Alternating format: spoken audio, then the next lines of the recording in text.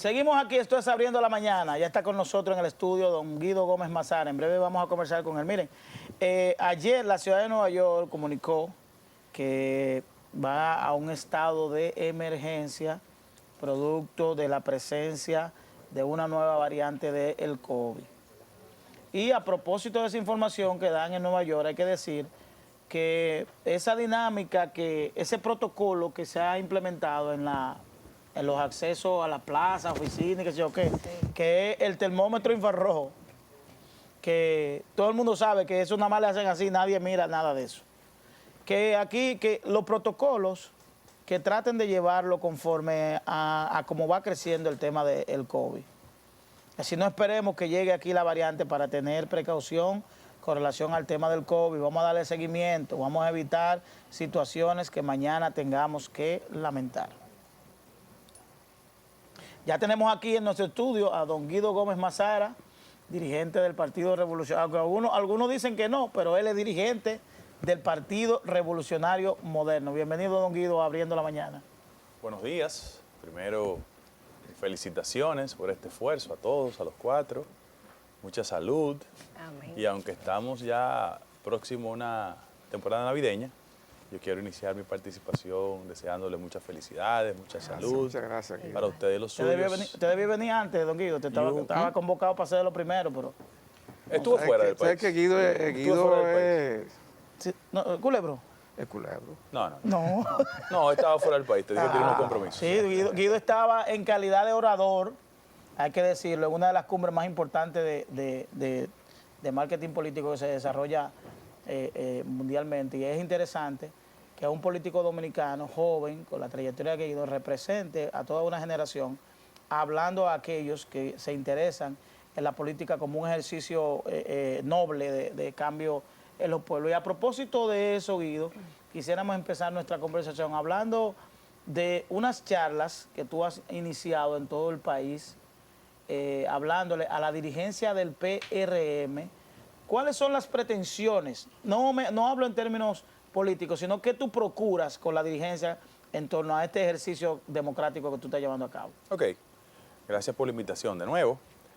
Luis José, que ha acumulado más experiencia que ustedes cuatro, es la mejor persona para testimoniar cómo los partidos políticos en la década de los 80 y de los 90 tenían escuelas de formación. Institutos, escuelas. Y esos institutos servían como instrumento de aproximación para que la gente tuviese las herramientas formativas indispensables. Pasaba en el PLD con los círculos de estudio, pasaba en el Partido Reformista, pasaba nosotros en el viejo partido. Desafortunadamente, hace más de una década, los partidos políticos entraron en una lógica puramente clientelar, donde la fuerza del dinero sustituía las ideas, y yo pienso que eso afectó el producto político. Yo no soy una persona elitista y nada que se parezca, yo afortunadamente reivindico mi origen, yo soy el nieto de una lavandera, pero yo nunca he creído que los temas de carácter formativo excluyen la condición de la gente. Por eso el producto político en los últimos 20 años se ha deteriorado. Aquí usted observa el Congreso, los ayuntamientos, los partidos, y se dará cuenta que aquí hay gente que quiere aspirar y tiene faltas ortográficas, es decir, piensa con dificultades. Frente a eso, uno de los elementos que yo pienso que contribuye con reconstruir la forma de hacer la política es el ente de la preparación. Y nosotros como partido político ganamos las elecciones hace ya 15 meses, y en esa lógica, muy legítima de los compañeros, olvidamos el tema formativo. Y hace 3 meses y medio comenzamos con ese proceso, una charla que se llama Partido, Gobierno y Sociedad, tratando de hacer una contribución a que no se reproduzcan los viejos vicios de la política. Y me agrada bastante, por ejemplo, yo anduve este fin de semana, estuve en Santo Domingo Este, estuve en Ocoa y estuve ayer en Sabana de la Mar.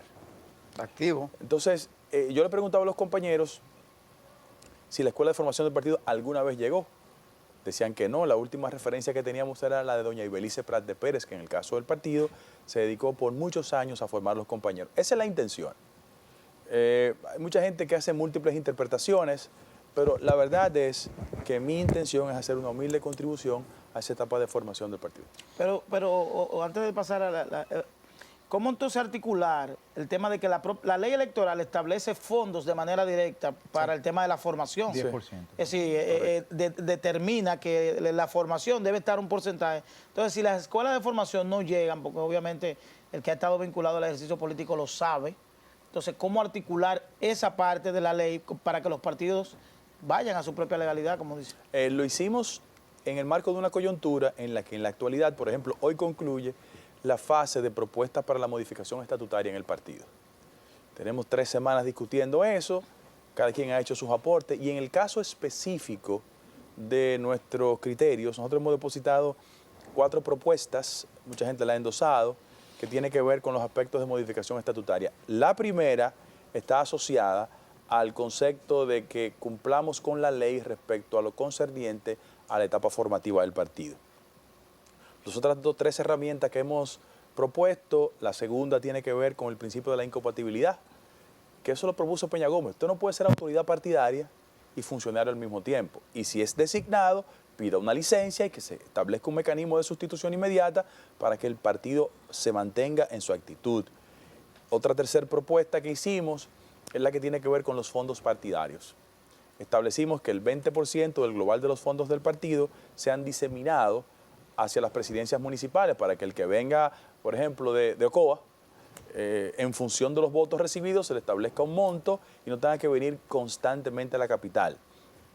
Y el cuarto aspecto fue que hemos propuesto la posibilidad de que nadie dure en un puesto electivo más de 2 periodos consecutivos. Es un mandato constitucional que tiene que ver solo con el presidente de la República. Pero en el caso específico nuestro, frente a ustedes puedo decir que uno de los grandes problemas que tienen los partidos políticos, hablo en sentido general, es que no hay una movilidad del liderazgo porque mucha gente llega a un puesto, regidor, 4 periodos, diputado, 5 periodos. Entonces eso produce hacia el interno de los partidos políticos una especie de congelamiento del nuevo liderazgo. Y por eso lo estamos planteando hacia el interno del partido.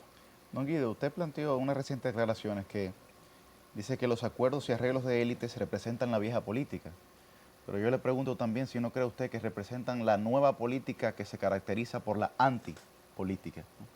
Entonces, ¿qué amenazas pudiera tener la política en ese sentido de que los antipolíticos minen el escenario político, ¿no?, frente a la sociedad? Y otra pregunta sería también, vemos un perfil suyo mucho más sosegado, en una lógica de diálogo dentro del Partido Revolucionario Moderno, pero también frente a la sociedad. ¿A qué se debe? Lo primero es que lo que tenemos que hacer, lo que queremos en la política es modificar comportamientos, conductas y actitudes para que la fuerza de la antipolítica no prevalezca. En América Latina hay un síndrome que se llama el síndrome de los outsiders, que son figuras que no provienen de las estructuras partidarias, que apuestan al derribe de la práctica partidaria tradicional y ellos han emergido. Bukele es una expresión de ruptura, por ejemplo. En Haití, hace muchos años, Jean-Bertrand Aristide. Y hay figuras que se han establecido. Chávez era una expresión de la antipolítica. ¿Qué ha pasado? Que muchas de esas demarcaciones la cura ha salido peor que la enfermedad. En el caso de ayer, por ejemplo, aquí hay una persona que fue embajador en Nicaragua y conoce muy bien la situación de Honduras. Acaba de ganar doña Xiomara Castro. Así es, sí. Entonces, ¿qué ha pasado en América Latina? Que cuando la ciudadanía no se siente conforme con los partidos políticos, otea el panorama y construye una opción, los famosos outsiders, que es una expresión de la antipolítica. ¿Qué tenemos que hacer nosotros en los partidos políticos? Colocar los oídos en el corazón de la sociedad, entender que no le podemos imponer nuestras manías a la sociedad porque la sociedad reacciona. Verbigracia. Nosotros en la oposición nos sentíamos muy cómodos cuando los jóvenes iban a las plazas, ¿verdad? Sí, pero ya los jóvenes conocen el camino de las plazas.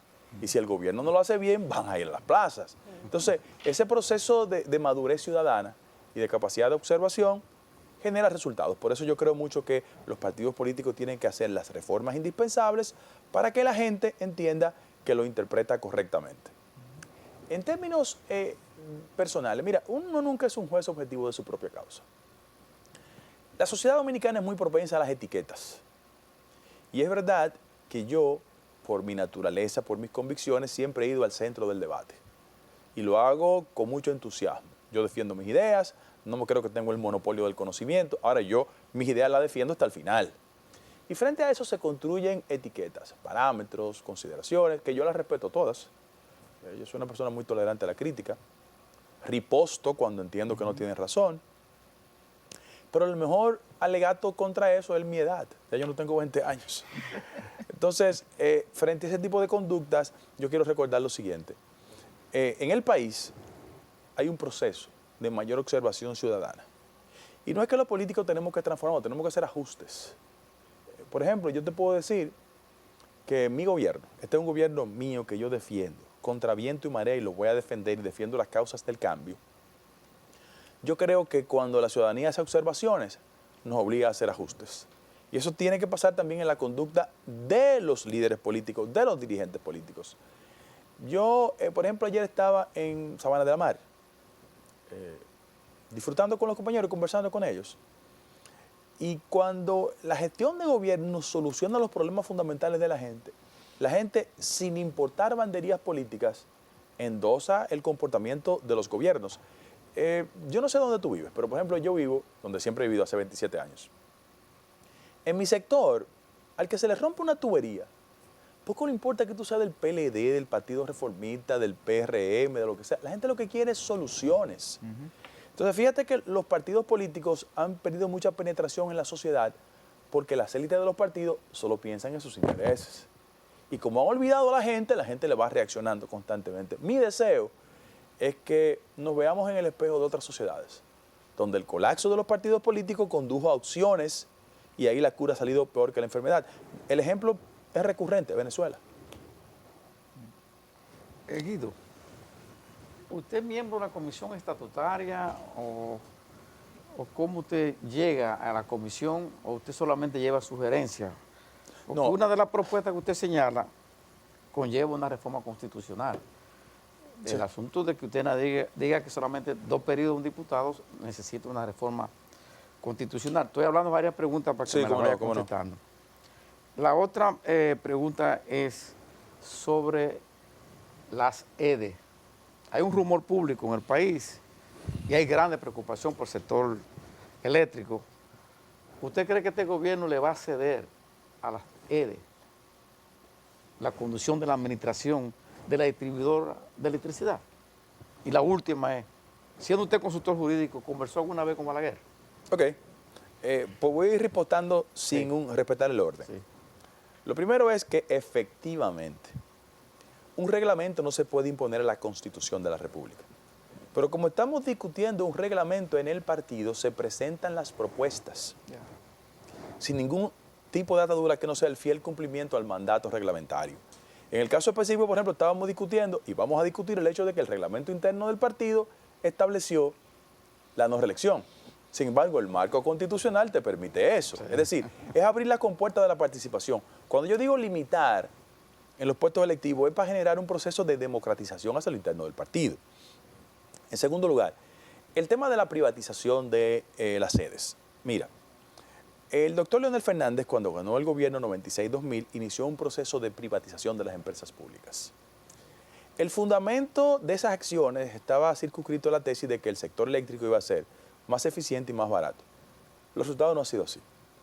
Frente a ese acontecimiento, ahora en el gobierno hay un concepto que se llama alianza pública-privada, que no es otra forma que no sea combinar las características del sector privado para de una forma u otra eficientizar las labores, en este caso el sector eléctrico.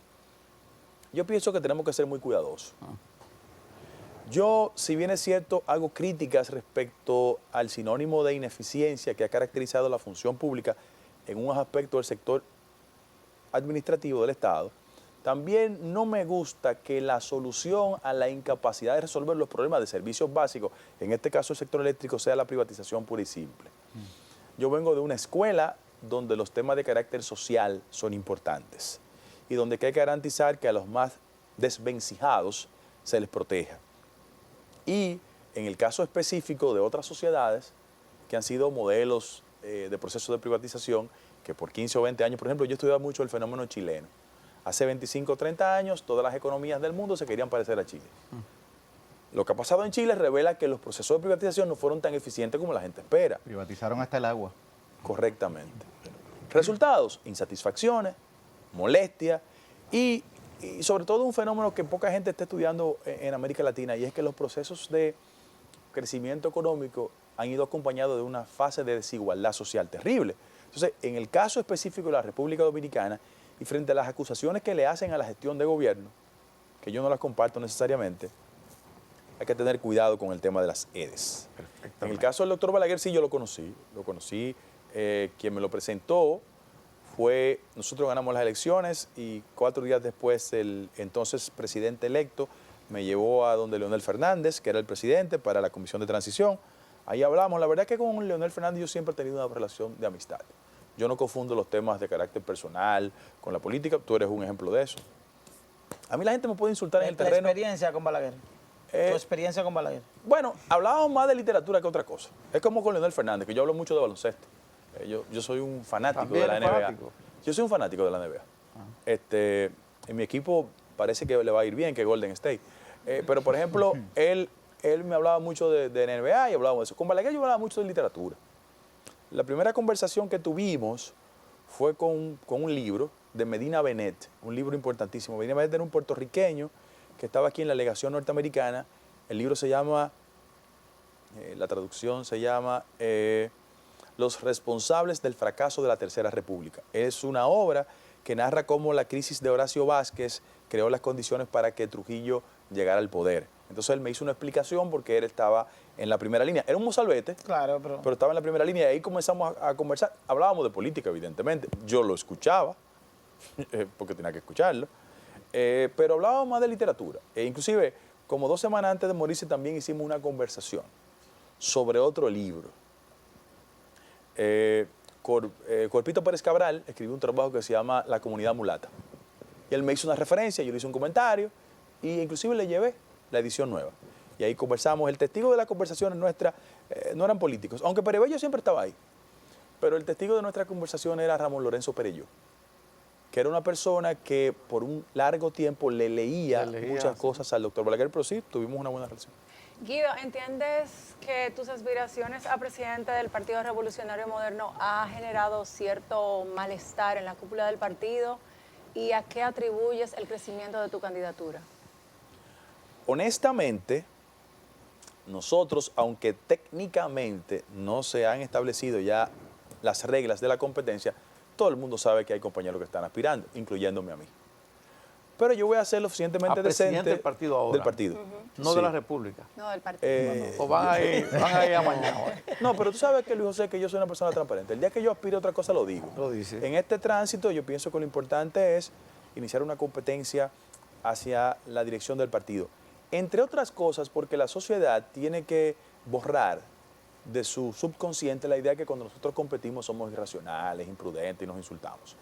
Los compañeros que se perfilan como candidatos son amigos míos. Eddie y yo somos hermanos. José Ignacio estaba comiendo en casa el lunes y siempre nos invitaba. Pero vi una encuesta, don Guido, que lo colocan a usted a Eddie arriba, lejos. Sí, pero, Arriba. pero las distancias nunca son para insultar a nadie ni para ofender a nadie. Yo, por ejemplo, me siento bien representado con la gestión que ha hecho José Ignacio, que él es un exponente de las nuevas generaciones, ha sido diputado, senador. Esa lógica fratricida propia del viejo partido, la sociedad no la va a aceptar. Ideas, competencia y propuestas. En el caso específico de las cosas que yo pienso, mira, el PRM es la extensión de un partido histórico, el PRD. Entonces, la característica del partido de nosotros fue un partido que lo construyó Juan Bosch, inicialmente, pero que el líder de mayor penetración entre nosotros fue el doctor Peña Gómez, que era el rostro de los desheredados de la fortuna, de los pobres, de los humildes, de los de abajo. La verdad es que entre los que compiten, el que más sabe a los de abajo soy yo. Yo vengo de una extracción popular, como Eddie, pero eso no significa que los otros no tengan mayor razón que nosotros. Lo que pasa es que en la actual coyuntura yo siento que frente al reclamo de muchos dirigentes que no han sido incorporados al aparato del Estado, hay mucha gente que entiende que nosotros podíamos hacer ese tipo de defensa, pero fundamentalmente la competencia hacia afuera. Nosotros tenemos una competencia al doblar de la esquina, que hay 2 partidos políticos, uno es el PLD y otro es la Fuerza del Pueblo, y sin lugar a dudas la gente entiende que yo puedo tener humildes condiciones para desempeñar eso. Pero ahí habrá la lucha entre los popis y los guaguaguas. Tenemos que hacer una pausa para retomar ese tema. Tenemos que hacer una pausa técnica. Estamos conversando con Guido Gómez Mazara, Estoy abriendo la mañana, volvemos en breve.